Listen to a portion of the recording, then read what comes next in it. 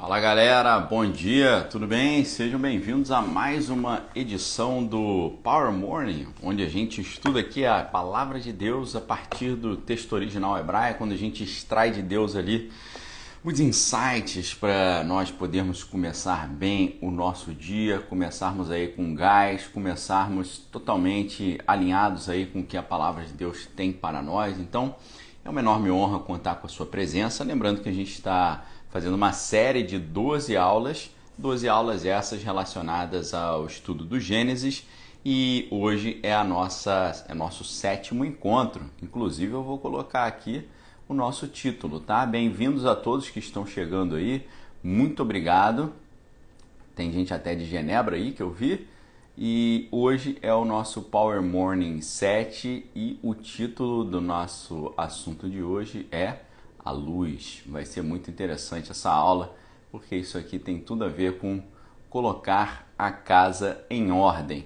Deixa eu só fixar aqui o tema, tá? Então tá ali, ó, Power Morning 7, a luz, ok?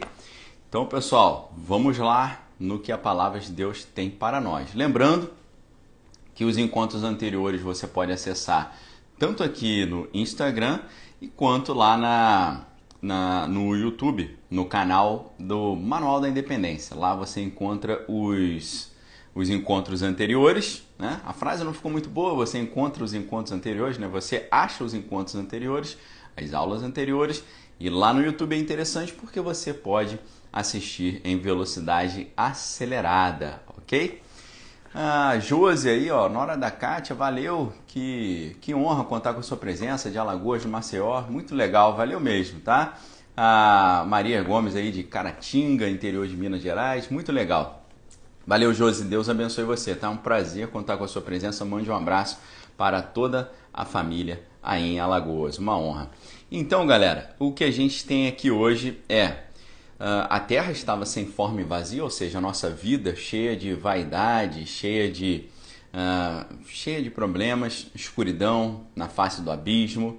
Mas aí como é que a gente instaura a ordem? Nós instauramos a ordem colocando as forças do caos na cadeia, aprisionando as forças do caos. É assim que a gente estabelece a ordem e é dessa maneira que a gente vai fazer esse processo hoje. Nós fazemos isso espiritualmente ou na nossa vida, nós fazemos isso quando a gente tira da nossa vida tudo aquilo que é força de caos. Como é que a gente faz isso? Tudo que te atrapalha de progredir, tudo que atrapalha de prosperar, aquela força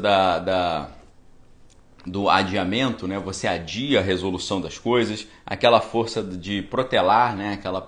Aquele protelamento, né? Ah, não, amanhã eu faço, amanhã eu vejo, amanhã eu resolvo. Não, isso tudo é força de caos. Quer ver o que é força de caos? A gente já falou, claro, a vaidade, né? Você ter um coração vazio, você preencher o seu coração com coisas que não são de Deus, você colocar outras coisas que não Deus como seu referencial, né? Você botar para quem assistiu às primeiras aulas, os 2 touros jovens, né? Como a referência. Foca no brilho aí, valeu pela força. E, pelo contrário, quando você coloca as coisas de Deus em primeiro lugar, você está aprisionando as forças do caos. As forças do caos também, elas são exatamente aquelas que fazem com que você não tenha disposição de crescer, disposição de estudar, disposição de melhorar a sua vida, disposição de tirar da sua vida tudo aquilo que te atrapalha, mas foi exatamente isso que Deus fez aqui. Ele pega ali as forças do caos, né, o torro vaborro, né, sem forma e vazio, vaidade e arrogância, joga lá no poço do abismo, coloca por cima dele a água da palavra, né, porque havia trevas sobre a face do abismo, mas em cima do abismo havia uma camada de água da palavra, e acima da água da palavra estava exatamente o Ruach, que é o vento do Espírito, né, porque o Ruach estava ali se revolvendo sobre a face do abismo, impedindo que as forças do caos voltassem para cima, né, voltassem a querer atormentar a pessoa, ok? E aí a Bíblia começa no versículo 3, quando Deus vai estabelecer a ordem, ok? Hoje a gente está vendo a distinção entre confusão e ordem, entre a pessoa sem rumo e a pessoa focada, tá certo? E o grande esteio aqui da ordem vai ser, obviamente, a luz. E é muito importante esse conceito de hoje. Versículo 3 começa então: E disse Deus, haja luz, e houve luz. No texto hebraico, muito interessante, muito maravilhoso. Eu acho difícil você ter um estudo bíblico que vai direto não só vai no original, mas também mergulha profundamente na significância do texto. Então, fico muito feliz de poder ter esse espaço com vocês aqui. Deu uma ajeitadinha no ar aqui que estava vindo na minha cabeça. Pastor Valmor Moreira está na área, obrigado. Kellen, então, no hebraico, como é que está lá E disse Deus, haja luz, e houve luz. Eu vou ler os 3 primeiros versículos para vocês verem a beleza do texto hebraico. E o primeiro versículo: Bereshit bara Elohim et hashamayim ve et haaretz. No princípio criou Deus os céus e a terra. Segundo versículo: Ve haaretz hayetá torro vaborro, ve rosher alpinei terrom, ve ruach Elohim merachefet alpinei hamaim. Ou seja, ve haeretz hayetá torro vaborro, e a terra se tornou sem forma e vazia. Verrosher alpinei hamaim, havia trevas sobre a face do abismo.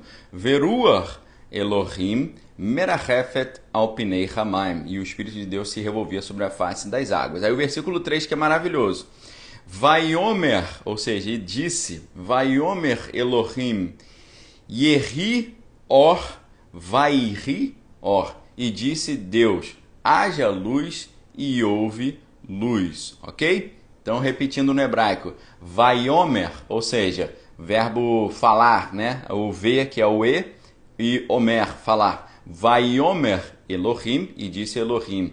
Yehi or, haja luz.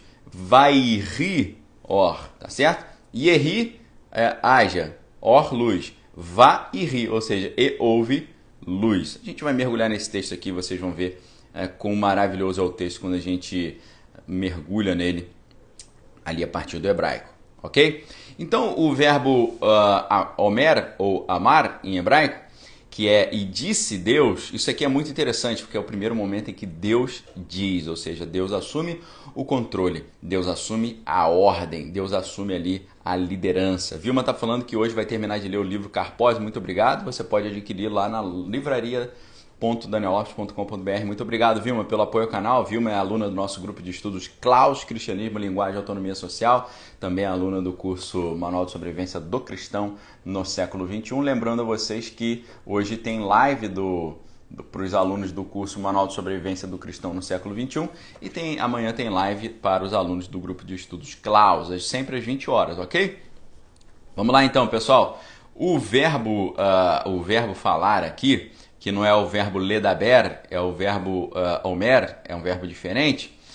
Quando você fala assim, atá medaber ivrit, você fala hebraico, uma pergunta, aí você pode falar, ken, ani medaber ivrit, sim, eu falo hebraico. Aqui você vê que o verbo é medaber, o infinitivo é ledaber, vem da palavra davar, que é a palavra, Então, aqui é diferente, é o verbo omer, ou amar. Amar aqui, ele está num tronco, ou seja, em hebraico, as palavras elas têm troncos. Aqui a gente fala de conjugações, a gente fala de modo subjuntivo, a gente fala de desinência modo temporal, desinência número pessoal. Lá em hebraico a gente fala de troncos, são maneiras conforme as palavras se apresentam. Essa palavra aqui, quando a Bíblia traz a expressão Vaiomer, e disse Deus, Vaiomer Elohim, essa expressão, esse verbo, ele está no tronco kal e no modo imperfeito, Isso significa, então, a maneira como ele aparece Deus diz, Ele está dizendo ali, ele está falando. Então, o que é curioso é que, olha que interessante o hebraico, A raiz desse verbo, omer, também significa, dá origem à palavra imar. Imar é cordeiro, tá certo? E foi o cordeiro, imar, que foi do cordeiro que partiu a ordem para a criação do universo. Basta a gente dar uma olhada lá em João 1, de 1 a 2. No princípio era o verbo estava com Deus e o verbo era Deus. Todas as coisas foram feitas por ele, sem ele nada que foi feito se fez. Ou seja, o verbo fez todas as coisas. Quem é o verbo? Jesus Cristo, ok? Então aqui é interessante que quando a Bíblia está falando e disse Deus, o verbo dizer dá origem a cordeiro também, já te dando uma dica que foi o cordeiro que fez todas essas coisas. E é aí que eu digo para você, quando a sua vida está sem forma, vazia, seu coração ali preenchido por coisas que são vãs, preenchido por vaidade, preenchido por coisas que não edificam, você tem no Cordeiro de Deus que tira o pecado do mundo o referencial para você perceber que é impossível um ser humano se achar melhor do que os outros, ou um ser humano olhar para a sua própria vida e ver nela ali motivo para orgulho e vaidade. Toda a honra, toda a glória deve ser dada ao nosso Senhor e Salvador Jesus Cristo. Quem segue ao nosso Senhor Jesus Cristo de verdade sabe que precisamos seguir os caminhos dele, que é claramente quando ele diz: sejam mansos e humildes, assim como eu também sou manso e sou humilde, ok? O que o Cordeiro fez? O Cordeiro veio para tirar o pecado do mundo. Lembre quando João Batista falou: eis que vem aí o Cordeiro de Deus que tira o pecado do mundo. Cristo, então, ele veio não para ser servido, ele veio para servir, não é verdade? No seu primeiro advento, ele não vem como leão, ele vem como cordeiro. Ele veio aqui para se entregar voluntariamente por nós. E quando a gente deixa o Cordeiro de Deus morar dentro de nós, a gente recebe esse espírito também de entrega, esse espírito voluntarioso, esse espírito de ajuda, esse espírito de estar ali sempre disposto a se entregar pelo próximo, a dar a vida pelo próximo, a ajudar o próximo, edificar o próximo, libertar o próximo e cumprir o que Jesus falou, né? Ide por todo mundo, pregar o evangelho a toda criatura, quem crê e for batizado será salvo, quem não crê será condenado. Esses sinais acompanharão os que crerem, meu nome expulsarão demônios, curarão os enfermos, se tomarem algo mortífero não lhes fará mal nenhum. E fazer, Jesus também, Deus me ungiu para anunciar as boas novas do evangelho, né? A salvação e tal. Então é isso que a gente recebe quando recebemos o Cordeiro, que é aquele que dá a ordem, tá certo? Quando a Bíblia fala Vaiomer Elohim, né, e Deus disse, Deus não diz, Deus dá ordem, tá certo? Deus ordena, Deus manda e as coisas acontecem. Ele ordena e a luz surge. Ou seja, quando Deus fala, ele não apenas está falando, ele está dando uma ordem. E quem é sábio, quem é prudente, cumpre com as ordens que o Cordeiro está enviando. Não é verdade? Então, queridos, quando a Bíblia fala, faça isso, faça aquilo, ele não está dando uma sugestão, ele está dando uma ordem. E quem é prudente, obedece, porque sabe que nele há o que é verdadeiramente bom, perfeito e agradável. Sua vida pode estar também sem forma e vazia, com trevas diante da face do abismo, mas eu digo para você, Deus hoje, nessa manhã, ele diz para você, haja luz, e vai haver luz na sua vida em nome de Jesus. E a coisa mais legal que acontece quando a luz chega é que a gente consegue ver os nossos defeitos. Já viu pessoas que não conseguem enxergar os seus defeitos? É tipo aquele cara que tem mau hálito, né? O cara que tem mau hálito, todo mundo sente o mau hálito, mas ele não sente, é incrível, né? Então, é muito semelhante à vaidade. A vaidade é como um mau hálito. Todo mundo percebe que o cara está sendo vaidoso, mas a própria pessoa não percebe. Ok? Quero mandar um abraço para o Edgar e a Arinda, meus sogros aí estão na área, obrigado pela presença. E olha que interessante isso, né? A pessoa que vive a vida sem forma e vazia, a vida dela está sem luz. Quando a vida está sem luz, ela não consegue enxergar a si mesma no espelho. Ela não olha os seus próprios defeitos, é como uma casa escura e desarrumada. Quando você acende a luz, você vê, poxa, essa cadeira está fora do lugar.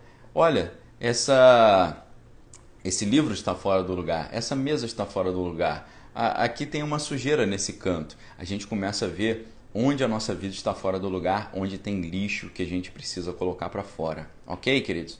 Vamos colocar para fora hoje todo o lixo, vamos deixar Deus iluminar a nossa vida, a gente vê o que precisa ser feito, ver aqui onde aquele cantinho que está desarrumado, aquele cantinho onde você guarda os seus cacuetes, os seus traumas, né? Lembrando que eu já falei aqui no Power Morning, né? Ethos, em grego, é costume, da origem ética, né? A ética são os bons costumes. Agora, quando a gente fala de cacoete, caco é ruim, ethos é costume, cacoete é um costume ruim. Costume de quê? Ficar julgando os outros, né? Olha como ele é feio, olha como é que ele é chato, olha como é que ele é feio, olha como é que ele é nojento, né? Essa mania de ficar desmerecendo o próximo. Ou então, olha só como é que ele é arrogante, veja só a vaidade, olha isso, olha aquilo. O próprio Jesus falou: eu não vos julgo, eu não vim aqui para julgá-los, eu vim aqui para pregar a palavra. Quem vos julga é a minha palavra. Ou seja, nós não julgamos, quem julga é a palavra. Inclusive a Bíblia fala: por que você julga o próximo? Acaso você é juiz?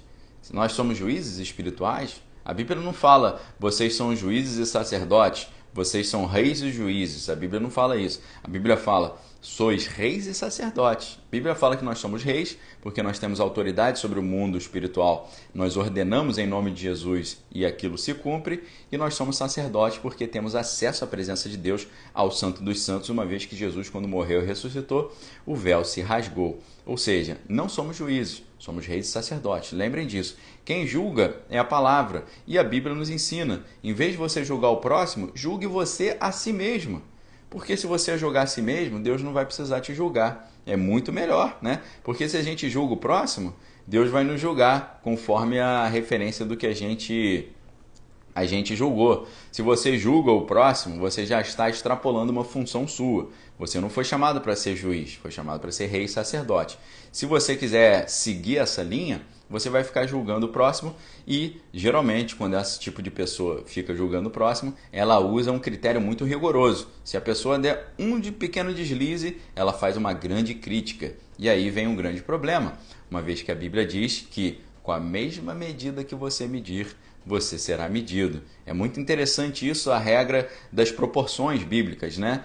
Batei, abre-se-vos-á, buscais e achareis, procurareis e encontrareis, né? Quando você busca, você acha, na proporção. E, curiosamente, a Bíblia diz: com a mesma medida que você julgar, você será julgado. Olha que interessante essa palavra medida. O que é medida? É o mesmo critério, são as mesmas regras, é o mesmo rigor. Olha só que interessante. A gente pode tranquilamente traduzir esse versículo assim: com o mesmo rigor que você julgar o próximo, você vai ser julgado. Agora, vocês já imaginaram se você mede todo mundo com uma régua bem pequenininha, com uma régua bem assim rigorosa, né? Com uma régua bem exigente? Sabe o que vai acontecer? Quando eles forem julgar você e medir você, vai ser da mesma forma. Mateus 7,2: pois com o critério que você julgar, você será julgado, e com a medida que você tiver medido, vos medirão também, ok? No grego aqui, a palavra critério é krima. Krima significa a decisão, né? A função ou efeito ali pode ser condenação também, julgamento, né? Com a mesma medida que você julgar, você vai ser julgado, né? E com a mesma medida que você medir, né? Em grego metério, né? Você fazer uma medida, né? Você avaliar. Com a mesma medida que você medir, você será medido. Então tome muito cuidado quando você for julgar os outros. A gente tem vários exemplos na Bíblia que trazem esse tipo de reflexão. Certa vez, Deus, mesmo o rei Acabe já estando bem afastado dos caminhos, Deus quis usá-lo para atacar a Síria. E aí o que aconteceu? Deus fala para ele: eu quero que você vá até a Síria e tal, você prenda o rei da Síria e você elimine o rei da Síria. Eu não quero que você o prenda, eu quero que você o vença, que você tire ele de cena. Aí ele falou: ok, Deus, pode deixar.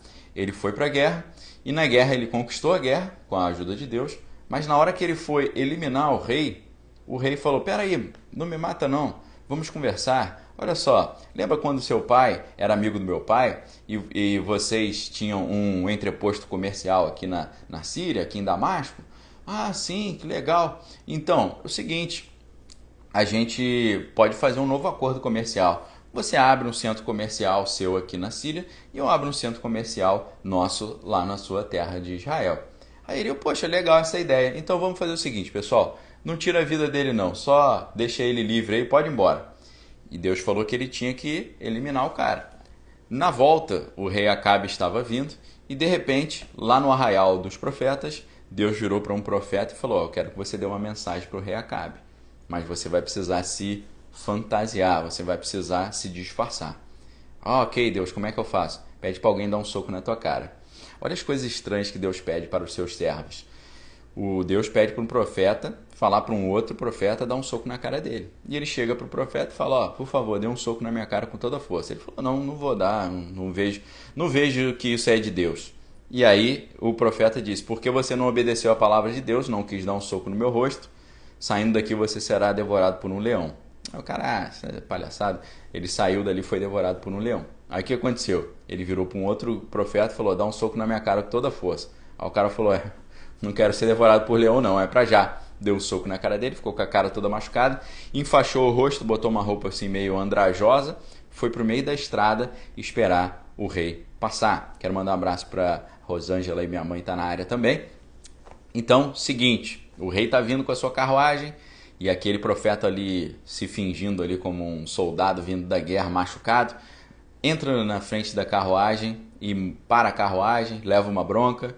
E ele fala, todo mundo fala, sai daí, o que foi? Ele fala, não, eu quero ter uma palavra com o rei. E aí o rei fala, o que foi? Ele falou, rei, eu preciso da sua ajuda.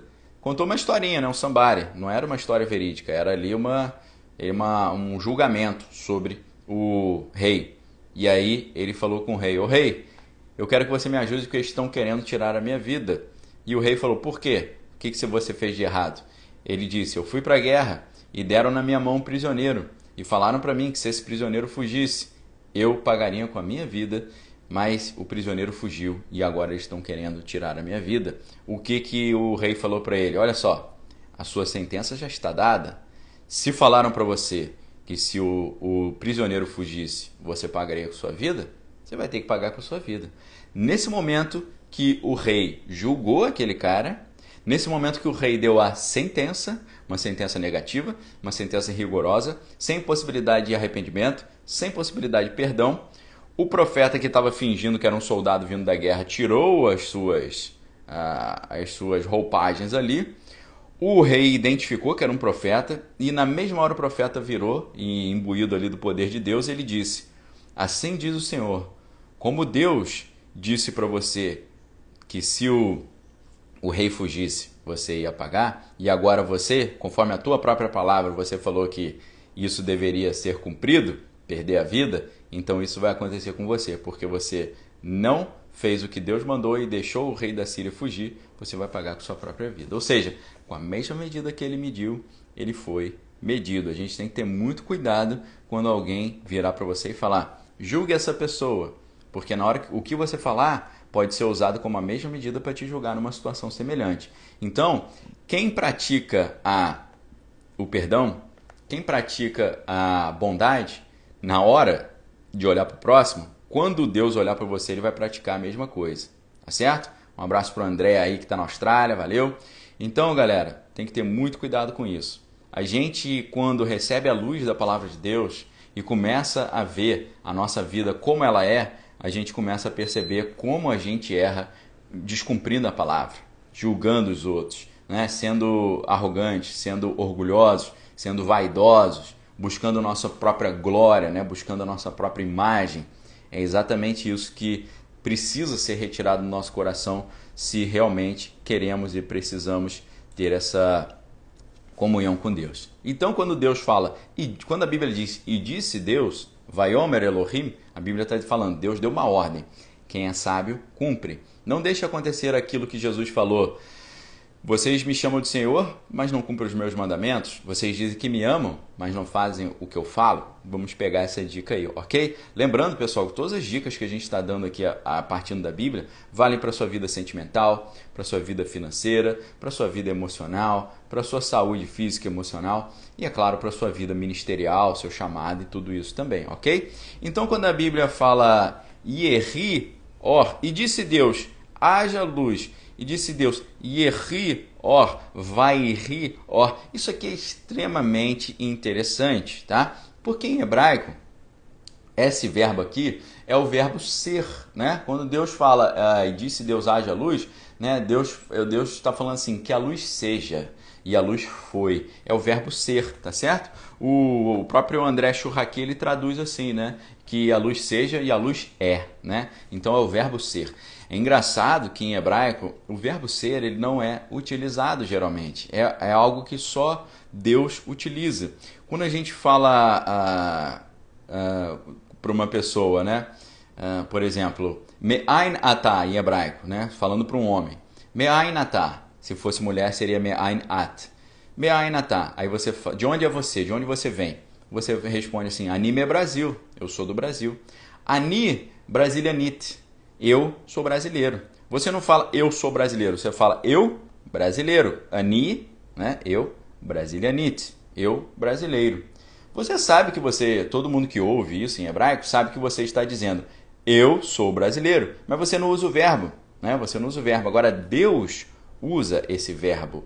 Deus não só usa o verbo ser, mas o próprio nome dele é o verbo ser. Por quê? Vocês vejam a semelhança aqui. Yehi, or, vai-ri, or. Olha só se não soa semelhante. Yehi com Yehovah. Ou R-I-E, R-I-A. Como é que Deus apresenta o seu nome quando Moisés pergunta lá em Êxodo 3, 14? Deus, qual o seu nome para avisar os egípcios que é você que está pedindo para liberar o povo? E ele fala, R-E, Asher, R-E. Eu sou aquilo que eu sou. O R-E de Deus, que é esse nome dele, eu sou, é exatamente essa palavra do verbo ser. Né? O nome de Deus é eu sou, está escrito lá, é a tradução, eu sou o que sou, R-E, Asher, R-E. Ou seja, quando Deus fala haja luz, ele está falando que a luz torne a existir, que a luz venha à existência. Eu ordeno que a luz seja, tá certo? Eu ordeno que algo seja. Deus é aquele que ordena que algo seja e ordena que algo não seja, tá certo? A existência, ela está em Deus. Como o apóstolo Paulo diz em Atos dos Apóstolos, por ele vivemos, nos movemos e existimos. Aquilo que existe só possui existência em Deus, porque Deus é aquilo que traz à tona a existência.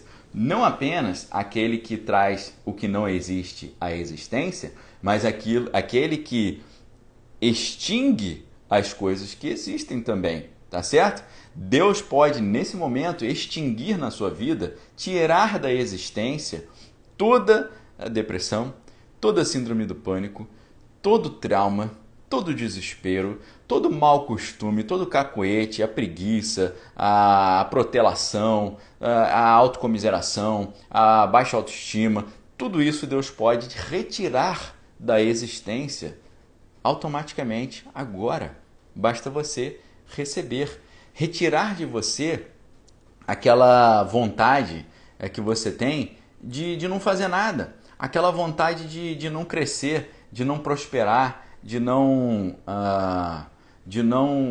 melhorar, né? de não fluir, de não ser melhor, né? de não estar mais em comunhão com Deus, de não orar, de não fazer nada, tá certo?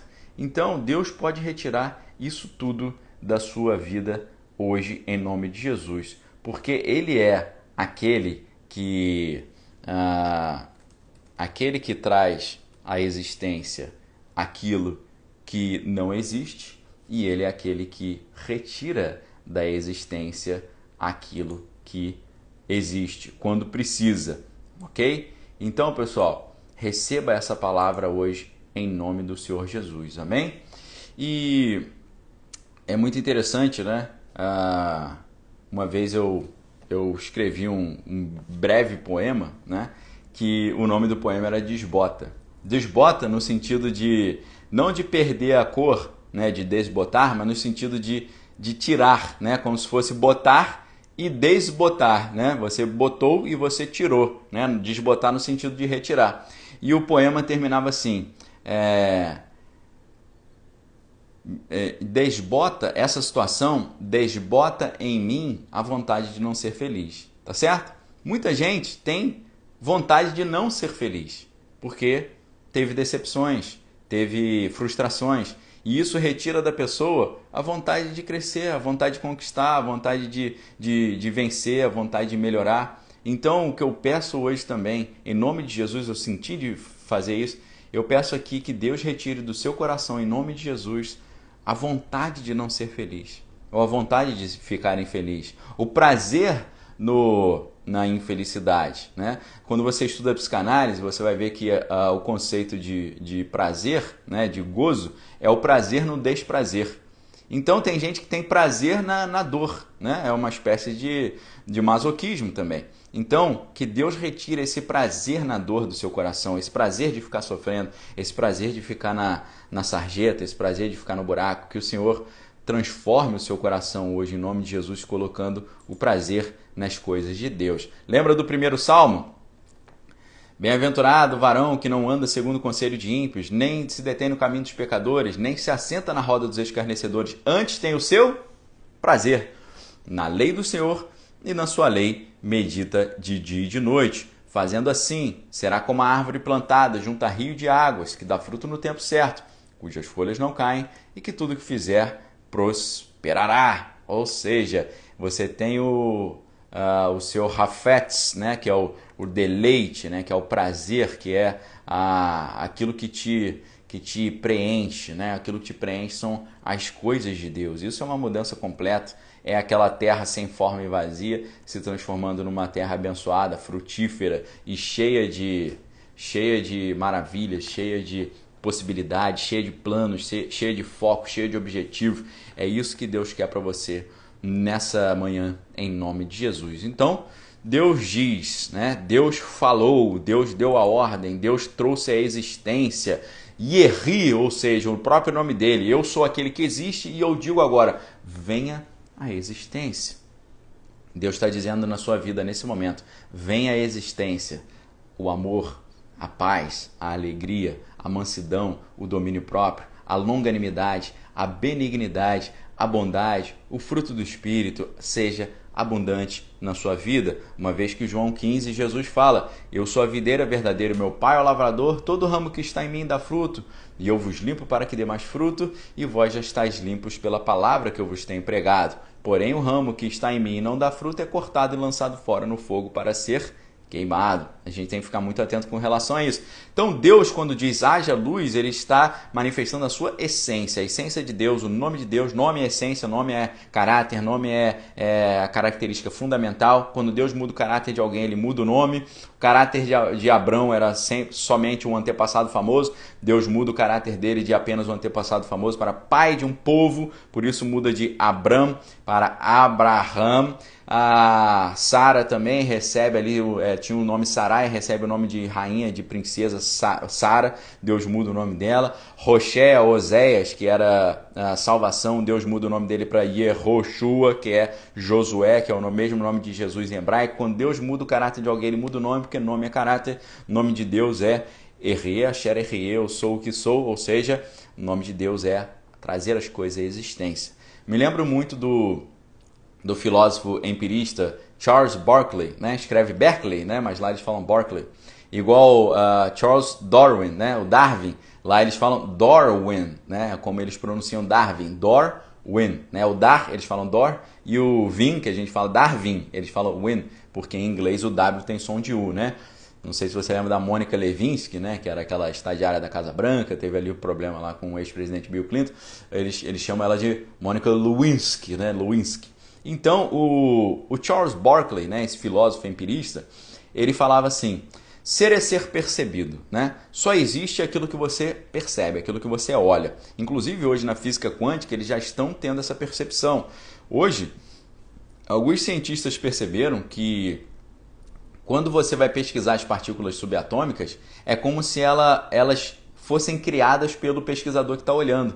Na hora que ele olha, elas vêm à existência. E na hora que eles param de olhar, elas deixam de existir. É como se fosse uma projeção mental. Aquilo que na na magia se chama de tulpa, né? Que é quando você cria uma forma pensamento, né? Uma thought form, ou uma tattva, ou tattva, como diz, né? Também lá no Oriente. Então, é interessante que esse filósofo Charles Berkeley, ele chegou a essa conclusão, né? Muito antes de todo mundo, percebeu que o homem ele criava as coisas quando ele pensava nas coisas, ou quando ele contemplava as coisas. Mas, na verdade, essa função está em Deus. E aí fizeram essa pergunta para o filósofo. Olha que interessante. Falaram para o Charles Berkeley: ô filósofo, você está dizendo então que a árvore só existe porque tem alguém olhando para a árvore, que a montanha só existe porque tem alguém olhando para a montanha, que o mar só existe porque tem alguém olhando para o mar.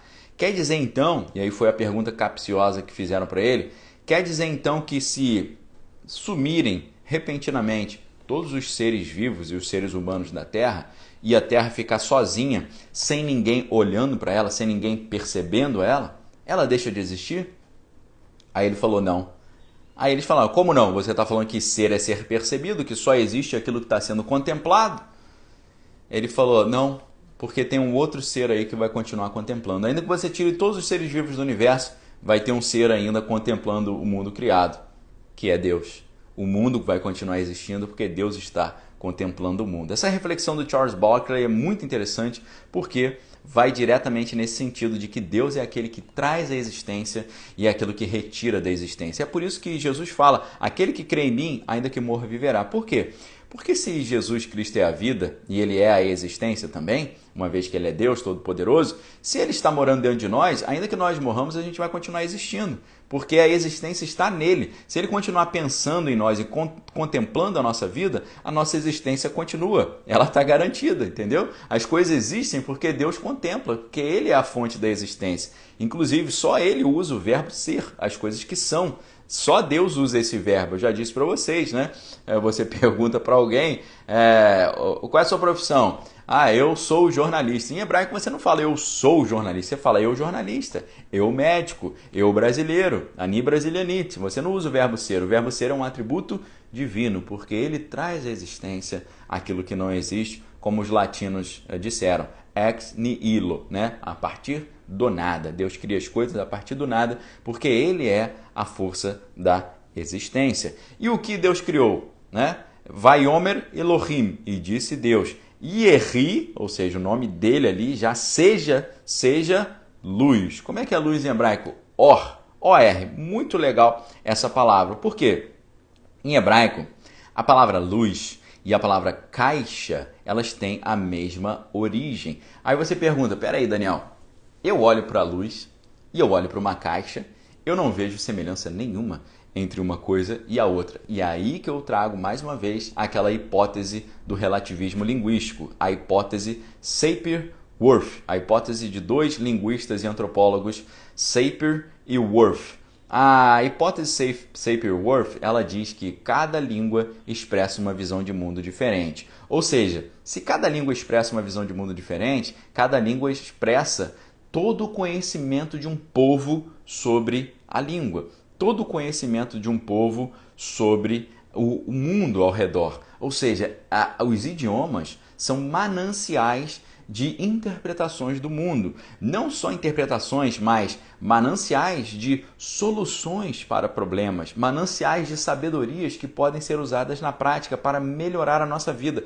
O estudo dos diferentes idiomas traz a nós interpretações diferentes sobre os problemas do mundo e soluções diferentes para esses determinados problemas. Nós, em português, olhamos para a luz e olhamos para a caixa, as palavras não têm origem comum, tá certo? Você pensa assim, luz, olha só a fonética da palavra, luz, não tem nada a ver com caixa. Então elas não têm comunhão etimológica e elas não têm comunhão fonética. Agora, quando você pensa em hebraico, a palavra luz é or e a palavra caixa é aron, ou seja, é a mesma origem, só que com N.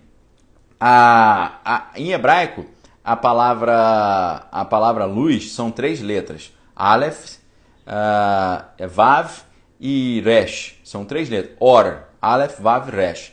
A palavra caixa em hebraico é Aleph, Resh, Nun. São quase as mesmas letras, tá? Se escreve muito semelhante, só uma letra de diferença. a mesma raiz de duas letras, Aleph, Resh. Muda só uma letrinha ali no meio. Então, em hebraico, o som da palavra luz é parecido com o som da palavra caixa. Por quê? Elas têm uma mesma origem. Tendo uma mesma origem, partem de uma mesma ideia, de uma mesma interpretação, de uma mesma representação do mundo. Me lembro daquele livro do famoso filósofo Arthur Schopenhauer, O Mundo como Vontade e Interpretação, o mundo como vontade e ideia, o mundo como vontade e representação, né? A palavra Vorstellung em alemão, né? Em alemão o título do livro é Die Welt, ou seja, o mundo, as Will, ou seja, como vontade, und Vorstellung, né? E representação, ideia. Então, o mundo é uma representação, o mundo é uma interpretação, o mundo é uma projeção que nós fazemos com base no nosso quadro de referência. Veja como é que a mentalidade do idioma hebraico antigo compara a luz com a caixa. Qual é a semelhança que pode haver entre uma luz, a ideia de luz, e a ideia de caixa? Ambas expressam uma seguinte ideia em comum: colocar em ordem, tá certo? Ordem. Por quê? A luz é necessária para colocar as coisas em ordem, assim como as caixas também são usadas para ordenar objetos. Quando você pensa assim, vou fazer uma mudança, o que você faz? Você guarda as suas coisas em caixas. Quando você vê a casa toda bagunçada, o que você faz? Você pega uma gaveta, que é uma caixa. As gavetas são caixas encaixadas, você vê encaixadas, né? As gavetas são caixas encaixadas num armário. Então, o que você faz para arrumar a casa? Você pega as coisas e guarda nas suas respectivas gavetas. Você pega ali, essa é a gaveta das meias, você bota as meias ali. Essa é a gaveta das calças, as calças estão lá. Essa é a gaveta das camisas, você bota as camisas ali. Essa lá embaixo é a gaveta dos sapatos, ou seja, para colocar em ordem, você tem que enxergar, para você ver o que está no lugar, o que está fora do lugar, e você guarda as coisas em caixas, ou seja, a comunhão entre a ideia de luz e a ideia de caixa é colocar em ordem. Então, você não interpreta mais a luz como uma questão mística, né? Apenas uma questão sobrenatural. A luz aqui é o primeiro instrumento da ordem.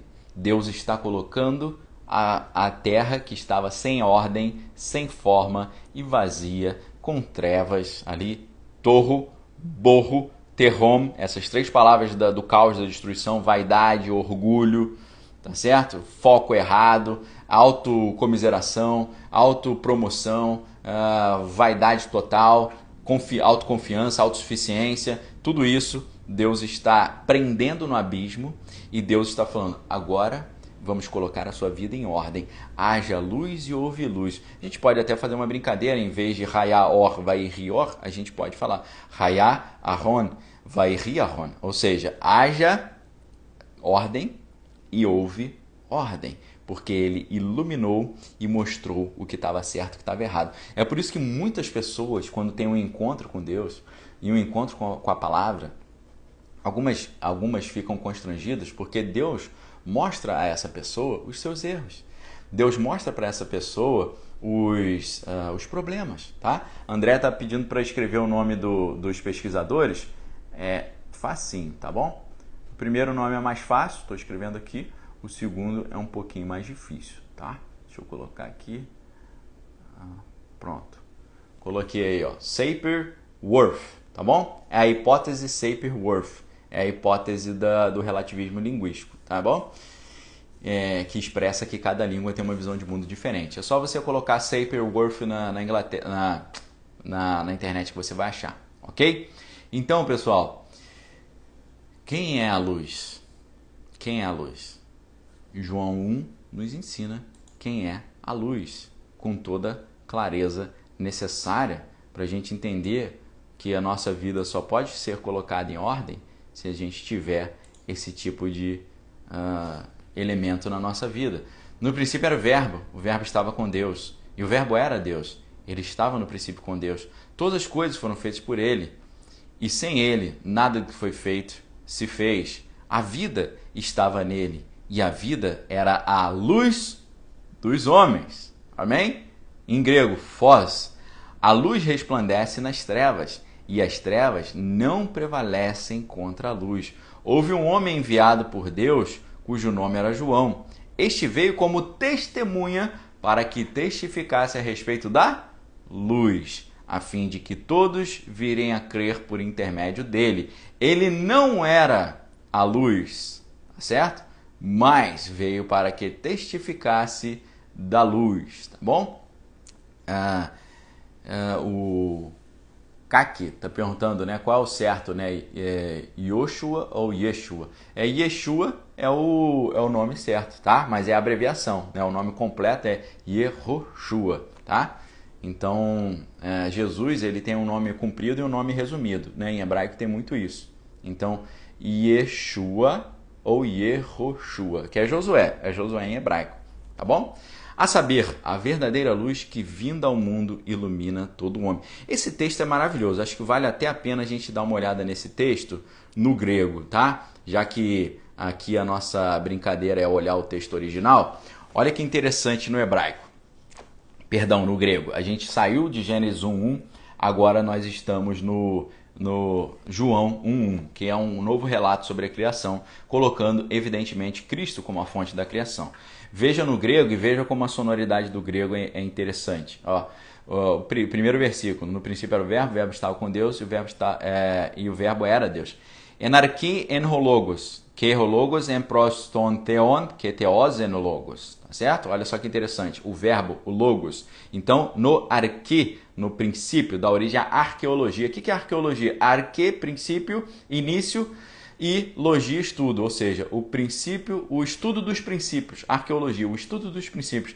Arquitetura. Arque, princípio, tecton, construção. O princípio da construção, princípio construtivo. E no princípio de tudo, o que é? No princípio é o verbo. Enarque en hologos. Que hologos, en proston theon, estava junto com Deus. Que theos en hologos. Olha que interessante, né? O verbo estava com Deus e o verbo era Deus. Tá certo? Que theos en hologos. En no sentido de era, no sentido de existir. Aqui, tá? Verbo imperfeito no grego aqui, terceira pessoa do singular. Ele era, né? Ele é Deus. Continuando aqui. E ele estava no princípio com Deus. Ruto en arche proston theon. Ele estava no princípio com Deus. Todas as coisas foram feitas por ele.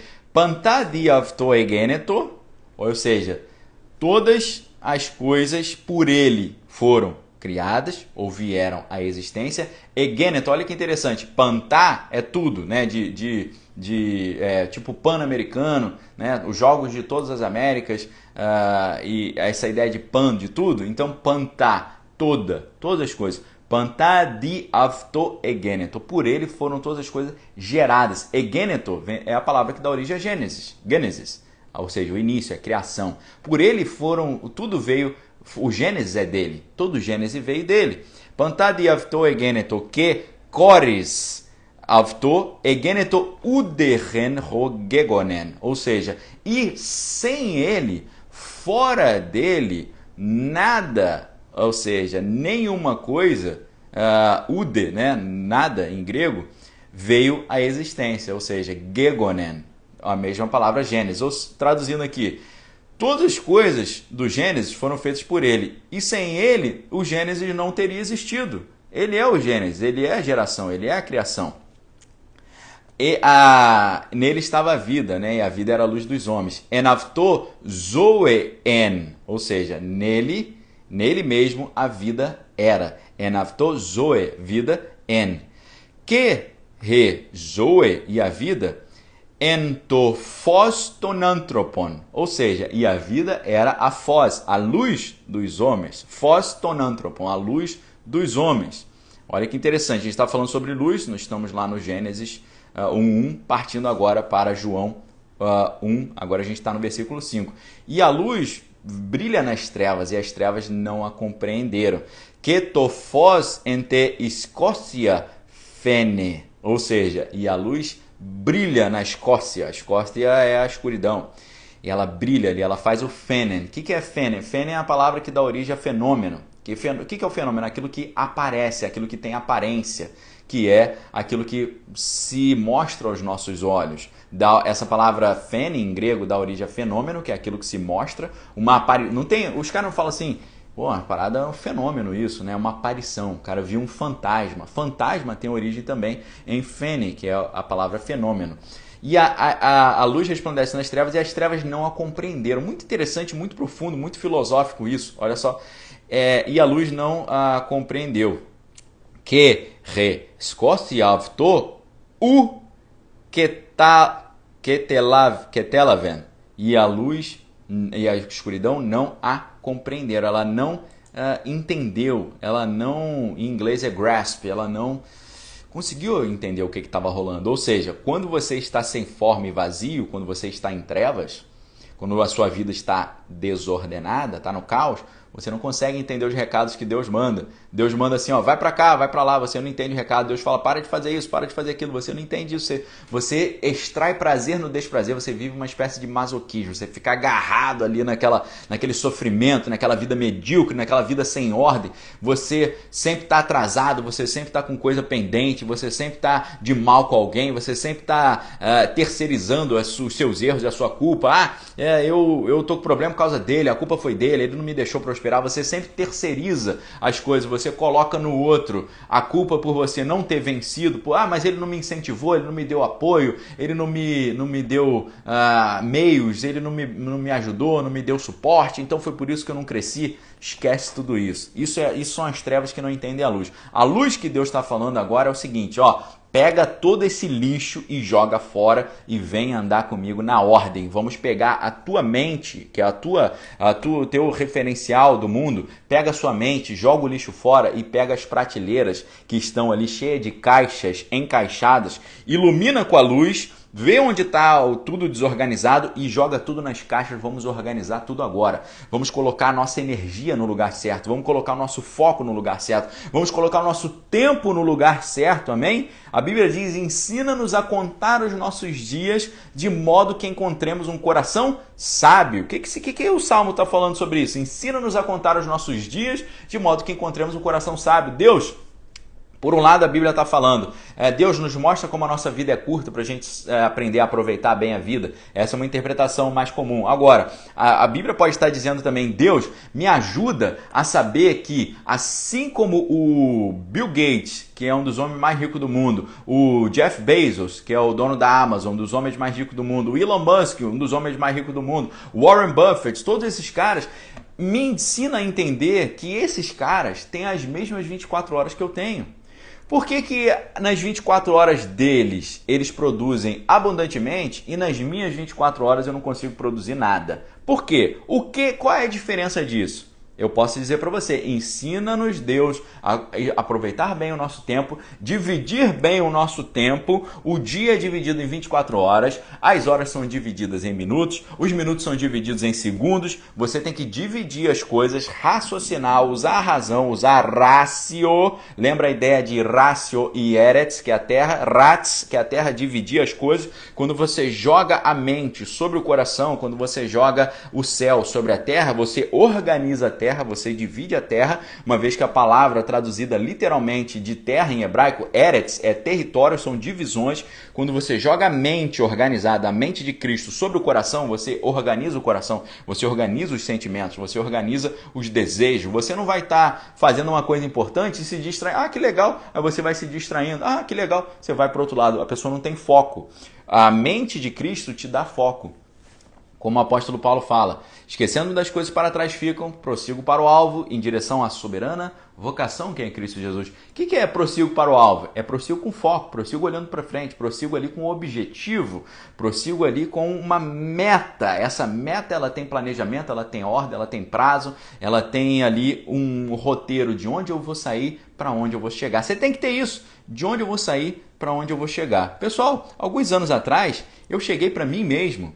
Eu estava trabalhando no Exército na época e tal, aí nosso grupo lá foi descontinuado, trabalhava no setor de comunicação social no Exército, dava aula e de repente o comandante destituiu o nosso setor, né, e eu perdi um dos empregos que eu tinha, porque eu tinha outros, graças a Deus, sempre fui professor, dava aula aqui e ali.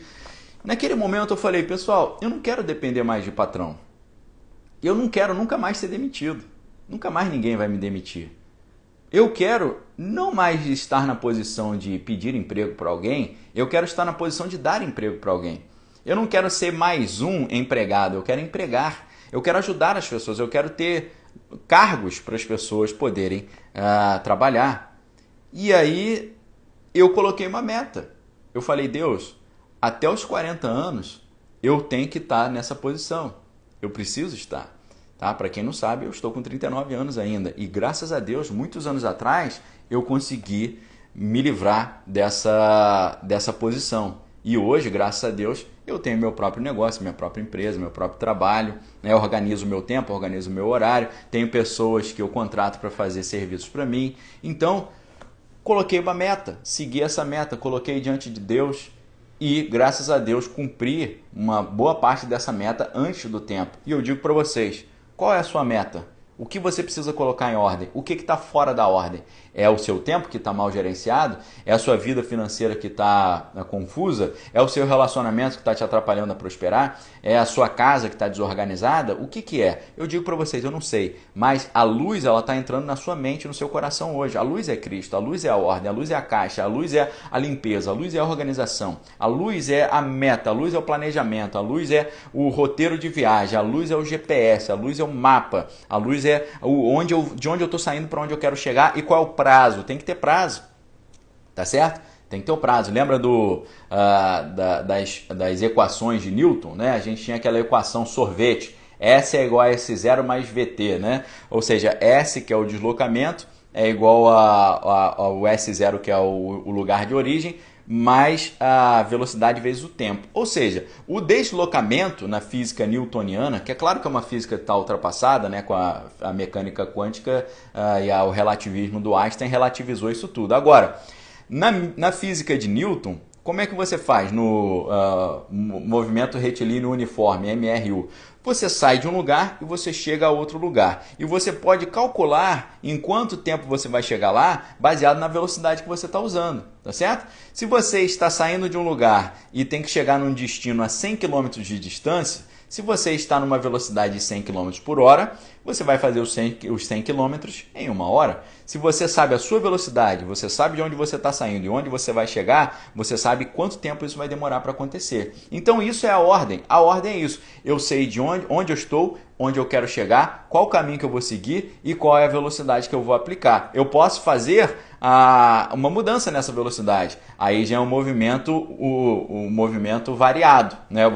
Quando você muda a velocidade, você muda o tempo em que você vai fazer esse deslocamento. Então, talvez você já tenha começado esse deslocamento. Você pode mudar a velocidade. Isso tudo é a luz, isso tudo é a ordem, ok? Eu vou concluir, terminar de ler esse texto no grego, porque eu acho que quando a gente mergulha no grego, a gente tem insights muito legais como esse que a gente está vendo.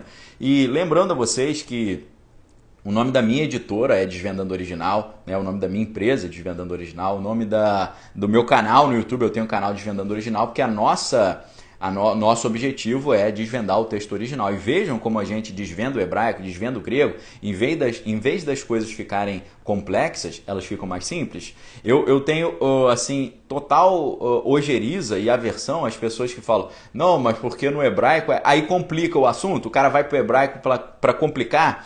Não, porque no grego vai para o grego para complicar. Não, é para simplificar, tá certo? Então, a luz brilha nas trevas, mas as trevas não a compreenderam. E aí, a Bíblia continua dizendo aqui, João 1,6. Houve um homem enviado por Deus, cujo nome era João. Egêneto, olha que interessante, né? A Bíblia está falando que Deus trouxe as coisas à existência. E é o que a Bíblia fala aqui. E Deus trouxe João à existência. Egêneto anthropos, apestaumenos, para teu onomalpto Ioannes. Ou seja, Deus criou Egêneto, um homem, anthropos, né?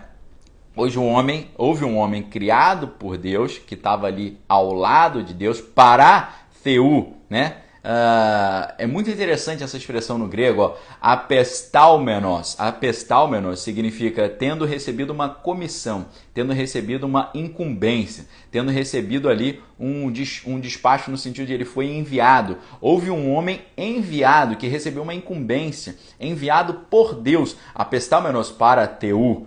Onoma avto Ioannes, ou seja, onoma avto, o seu nome, né? Onomatopeia, né? A gente fala. O que é onomatopeia? É uma palavra que surge de um som, né?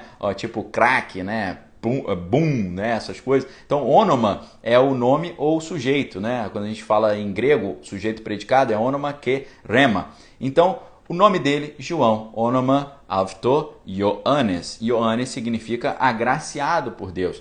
Yohanan em hebraico, Yo é de Deus, Yahweh, e Hanan é de graça. Então, houve um homem agraciado por Deus, cujo nome era João, enviado por Deus, que recebeu de Deus uma missão, tá certo? E ele veio para ser uma testemunha, para testificar da luz, para que por meio dele as pessoas crescem. Olha no grego. Hovto elten is martirian rina. Olha que interessante. Hutos no grego, né? Este elten, ou seja, ele veio, muito interessante esse verbo, né? Grego. Autos elten is martirian, ele veio para ser um mártir. Olha que interessante, né? Ele virou um mártir, né? Ele perdeu sua vida pela fé quando a Herodias, a Salomé, esposa de Herodes, pediu a cabeça dele. Então, Huvto elten is martirian, ele veio para testemunhar. O que é o mártir? O mártir é o testemunho, tá? Martirian hina martirese, ele veio como testemunho para testemunhar sobre a luz. Peritu photos. Ele veio para fazer uma testemunha da photos, da luz, tá? E aí, para que todos por meio dele crescem. Rina pantes, ou seja, todos. Pisteusosin. Vem de pistes em grego, que é fé. Pisteusosin di avto. Para que através por meio dele as pessoas crescem. Ele era um instrumento para mostrar onde estava a luz. Ou seja, quando a gente olha o texto grego, a gente vê que João foi um homem criado por Deus, assim como Gênesis, foi um homem que foi gerado por Deus como uma testemunha para apontar para as pessoas onde estava a luz, para que olhando para a luz as pessoas viessem a ter a salvação. Olha que interessante, mesmo chamado nosso. Nosso chamado é a gente apontar para a luz e falar, a luz está ali. E a pessoa olha para a luz e recebe da luz ordem, salvação, cura, renovo, libertação e por aí vai. Eu vou até o João 1,12, eu estou no 8, tá? Pode ficar tranquilo que está terminando já. Então olha só que interessante, Samuel está falando, não foi a cabeça de João Batista? Exatamente, né? A cabeça de João Batista numa bacia de prata, né? Que Salomé e Herodias pediu. Então, ele não era a luz, João 1,8, ele não era a luz, mas foi enviado para testemunhar da luz. No grego, uk en ekinos tophos, ou seja, não era aquele que era a luz. Uk, né, em grego, não era, ekinos, ou seja, aquele mesmo, tophos, da luz. Al, em grego, porém, rina marturese peritu photos. Tá? Ele não era a luz, mas ele veio como um mártir, como uma testemunha sobre a luz, concernente à luz. Ele dá um testemunho sobre a luz. Essa era a luz verdadeira que brilha ali sobre todo mundo. Entophosto alethinon, essa palavra que é legal, né? Grego, alithia, da origem a alethinon, que é verdadeiro, a luz, a verdade. Entophosto alethinon, photise panta anthropon, ou seja, essa é a luz que brilha sobre todo o homem. Ercomen iston cosmos, essa é a luz que brilha sobre todo o homem que vem ao mundo, tá certo? Essa é a luz que brilha sobre todo homem que vem ao mundo. A luz de Deus brilha sobre todo homem que vem ao mundo. A salvação está aberta para todo mundo. Quem não vai pelo caminho da salvação é por deliberada vontade, tá? A Bíblia diz, a vontade de Deus é que todos sejam salvos. Só não é salvo quem é teimoso, quem rejeita a luz, porque João está nos dizendo que essa luz é a luz que brilha sobre todos que vêm ao mundo. Olha que interessante isso. Pantá, antropon, todos os seres humanos, erkomenon, iston, cosmon, todos aqueles que vêm para o cosmo, sobre o sistema do mundo. Ela brilha sobre todos eles, né? Ele estava no mundo, e o mundo foi feito por ele, e o mundo não o conheceu. Entocosmos en, ou seja, ele estava no cosmos, né? No cosmos, entocosmos en, ele estava no cosmos. Que rocosmos diavto egeneto, ou seja, o sistema do mundo, o mundo ordenado, por ele veio a existência. Só que aí a Bíblia vai dizer que o cosmo avton uk egno, ou seja, mas o mundo não o conheceu. Egno, da palavra gnosis, do conhecimento, né? Como a expressão grega, gnotis avton, conheça-te a ti mesmo, estava escrito na porta do templo lá no oráculo de Delfos, né? No templo de Apolo em Delfos, na cidade de Delfos, na Grécia. Ou seja, ele criou o mundo, mas o mundo não teve conhecimento dele. Olha que interessante, né? Ele veio para o mundo e o mundo não deu bola para ele, tá certo? Veio para os que eram seus, mas os seus não receberam. Ista idia elten, né? Ele veio para os seus, para os seus ele veio no grego. Idia no grego, né? Para as suas próprias coisas, para aquilo que ele tem a posse. Idia elten. Que ri idie avton u parelabon, que reidie avton parelabon, mas aqueles, ele veio para os seus, mas os seus não receberam. Parelabon no grego é não aceitaram, tá certo? Eles não reconheceram, não aceitaram, não deram crédito ao que ele estava falando. E aí o último versículo, mas a todos quantos o receberam, deu-lhes o poder de serem feitos filhos de Deus, aos que creem no seu nome. Rosi de elabon, mas aqueles, né, que receberam a ele, Rosi de elabon avton, aqueles que receberam ele, edoken, ele deu, tá certo? Edoken, uma palavra grega muito interessante, que dá, ele deu, ele entregou, ele conferiu poder, né? Ele deu ele repartiu uma parte do poder. Edoken avtis exousian, ou seja, autoridade, direito, teknateu, direito de ser filho de Deus. Deu poder, autoridade e direito e legitimidade para serem teknateu, filhos de Deus. Se tornando filhos de Deus, né? O poder de se tornar filhos de Deus. Edoken avti deu a eles exousian teknateu geneste, deu a eles o poder de se tornarem filhos de Deus, aos que creem no seu nome, tá certo? O pastor Valmor está perguntando aqui para a gente explicar a palavra parelabon, tá? Eu não sei se eu pronunciei certo, parelabon, né? Pegar isso tudo aqui de supetão aqui e ler no grego ao vivo aqui traz esses desafios, tá? Deixa eu ver aqui retomar a palavra, Valmor, só para a gente pegar. Versículo 11, né? Ele veio para os que eram seus, mas os seus não o receberam, né? Parelabon, aqui, ó. Parelambano, no grego, é receber, né? Associar com, por analogia, assumir um ofício, figurativamente, aprender, tá certo? Muito interessante essa palavra.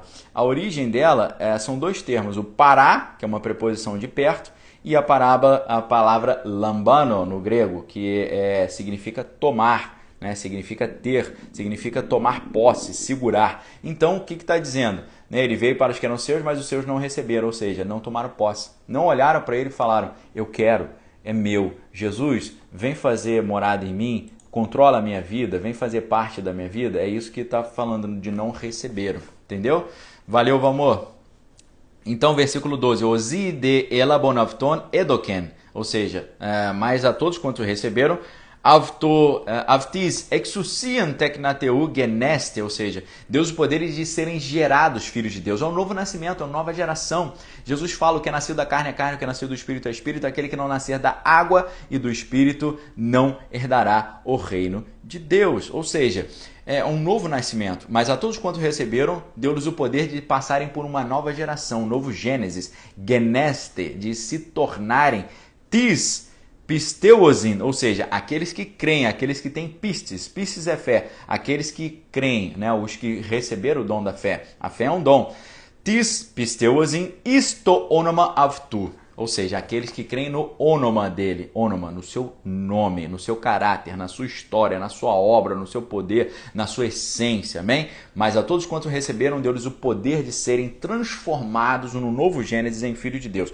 É isso que a luz faz. A luz não somente mostra para você o que está errado, mas ela mostra para você que você precisa se tornar um filho de Deus, porque nele vivemos, nele nos movemos, nele existimos, nele está a ordem, nele está o planejamento, nele está a paz, a alegria, a mansidão, domínio próprio, longanimidade, benignidade, o amor, a razão de ser, o foco da vida, a grande meta, a grande narrativa, a grande história, a razão da nossa existência, o nosso autoentendimento. Quando olhamos para a palavra de Deus, que é um verdadeiro espelho, nós vemos a nós mesmos, percebemos que nós não somos nada, mas percebemos que Deus é tudo, tá certo? Igual Moisés. Moisés ficou 40 anos no Egito achando que ele era alguém, depois 40 anos no deserto para ver que ele não era ninguém, e mais 40 anos andando com Deus, vendo que Deus era tudo. A gente começa achando que a gente é alguém, depois a gente vê que a gente não é ninguém, mas aí Deus fala: você não é ninguém, mas eu sou, tá certo? Exatamente como Deus falou para Moisés. Moisés falou para Deus: Deus, eu não tenho capacidade de libertar o povo no Egito.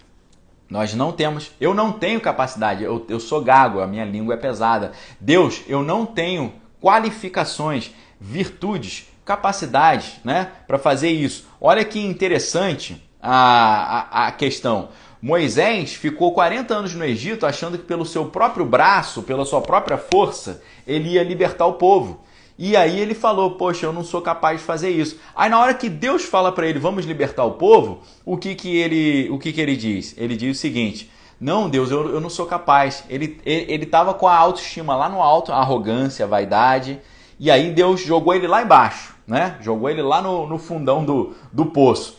Então ele saiu de um negócio: eu sou o melhor de todos, e ele saiu para uma posição: eu não sou ninguém, eu não sou nada, eu não valho nada. E aí Deus falou: opa, peraí. Não é assim que funciona. Deus falou para ele: você não é capaz, você não tem poder para fazer isso, para libertar o povo, mas eu tenho, eu sou, tá certo? O que Moisés falou? Moisés falou para Deus: Deus, quem sou eu para fazer esse serviço? Quem sou eu? Eu não tenho qualificação. Quem sou eu, Moisés? Quem sou eu, Deus? Eu não posso fazer isso. Chama outra pessoa. Eu não tenho essa qualificação. Aí o que Deus fala para ele? Moisés fala para Deus: Deus, quem sou eu? Deus fala: você não é ninguém, mas eu sou. E eu contigo, a gente vai fazer uma arruaça lá no Egito. Pega a mão, enfia dentro da sua roupa, tira a mão estava leprosa, bota de novo, a mão tá boa. Joga o seu cajado no chão, virou uma serpente. Pega pelo rabo, virou um cajado novamente. Essa é a expressão do meu poder em você. A luz veio sobre Moisés, que estava como uma terra sem forma e vazia, em autocomiseração, a baixa autoestima, e falou: eu em você, você se transforma em mais do que vencedor, porque não há nada impossível ao que crer. Não há nada impossível para Deus e não há nada impossível ao que crer, porque quem crê está usando as possibilidades de Deus. E eu tenho dito, Jesus falou com todas as letras: eu vou para o Pai, mas vocês vão receber o Espírito, e obras ainda maiores que as minhas vocês farão.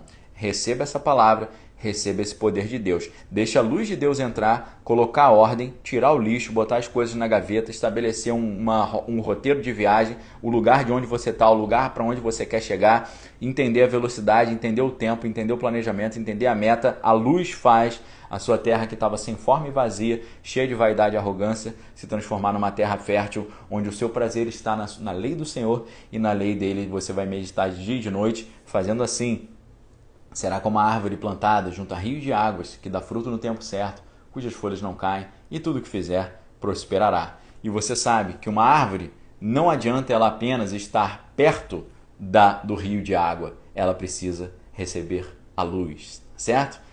A não ser que seja uma briófita, né? Uma umbrófila, uma planta que não gosta de luz. Tem plantas que funcionam na escuridão, mas você é uma planta da luz. Você faz a fotossíntese.